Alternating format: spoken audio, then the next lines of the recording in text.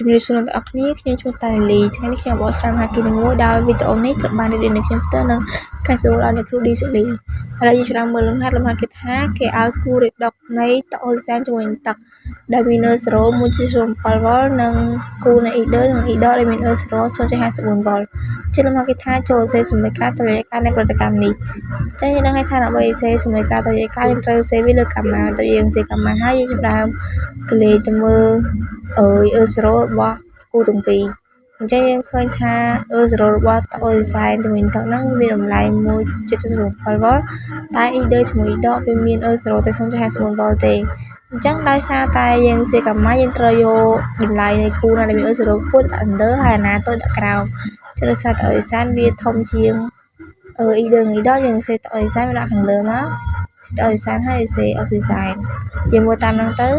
ពីយើងសេហើយយើងចាប់មើលអ៊ីដឺវិញសេដាក់ក្រោមមកទៅយើងសេហើយលំហាត់យើងអត់ទាន់ចាប់ត្រឹមទេដោយសារយើងទៅសេហើយយើងនៅ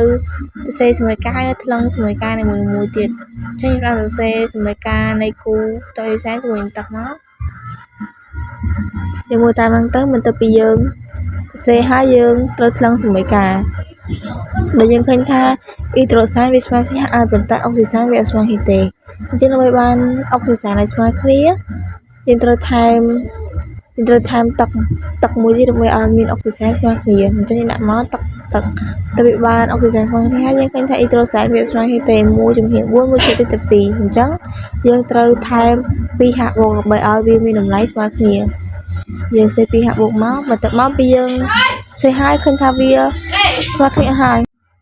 អញ្ចឹងយើងត្រូវថែមពីអេឡិចត្រូនសិមកដើម្បីឲ្យវាសម្រុំបន្ទុកទៅវាមានតម្លៃស្មើ0យើងឃើញថាទឹកវាជាធាតុដូចគ្នាអញ្ចឹងអាចបញ្ចូលគ្នាបានយើងបូកវាតែមួយទៅវាបាន2ទឹក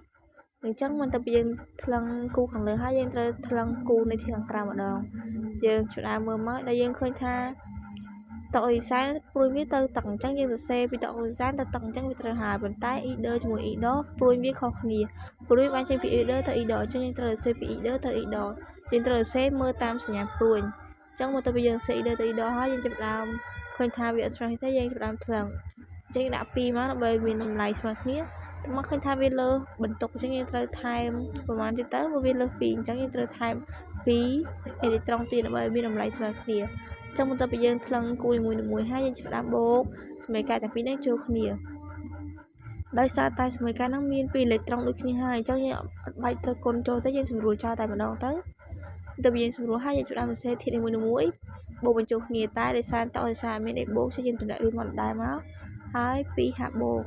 អញ្ចឹងអត់មានអីបូកយើងតម្លាក់មកដែរដោយសារធាតុហ្នឹងវាមានបូកទេអញ្ចឹងយើងត្រូវតម្លាក់វាមកក្រោយមកអស់មកបើអាណាមានអីបូកយើងបូកស៊ីសងវាបញ្ចូលគ្នា